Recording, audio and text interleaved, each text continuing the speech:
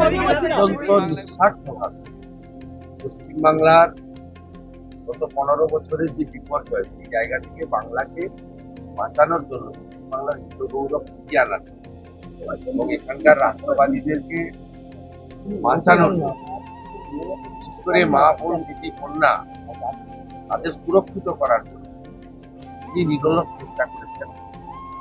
ঐকান্তিক প্রয়াস ছিল, তার পরিশ্রমের কোনো সীমা ছিল না। এই নির্বাচনেও যে সর্বোচ্চ র্যালি, সভা, রোড,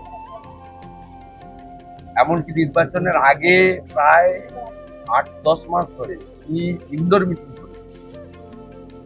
এটা মানে নিকুন্দা নিশ্চিতভাবে কোনো সাংগঠনিক পদ তাকে দিলেও নেন না। এনইসির মেম্বার তিনি, জাতীয় তার সম্মান জানিয়ে বিজেপি তিনি মাইক্রো লেভেলেও কাজ করছেন গত প্রায় 1 বছর। আর এই লাস্ট 3 মাস 4 মাস পরিবর্তন যাত্রা বা তার আগে করে ওনার সবার তো কোনো সংখ্যা নেই। তাই আজকে আমি মুখ্যমন্ত্রী হয়েছি নিশ্চিতভাবে জনগণের ভোটে আশীর্বাদ। বিজেপি আমাকে নমিনেটেড করেছে। তো নেপথ্যের কারিগরদের মধ্যে অত্যন্ত অগ্রাধিকার ভিত্তিতে যে কয়েকটা নাম আছে তার মধ্যে নিশ্চিত। তাই আমার মিঠুন আমাকে কালকে বলেছিলেন আমি দেখা করতে, আপনি দেখা করতে, আপনার তৈরি করা মুখ্যমন্ত্রী আপনার কাছে আছে। মুখ্যমন্ত্রীকে কি বলবো? আমি একটাই কথা বলবো সবাইকে,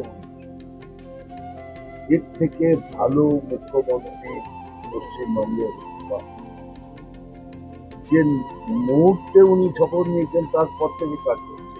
আপনারা দেখুন, আপনাকে গ্যারান্টি দিয়ে বলছি এর থেকে ভালো মুখ্যমন্ত্রী পশ্চিমবঙ্গে হতে পারে না।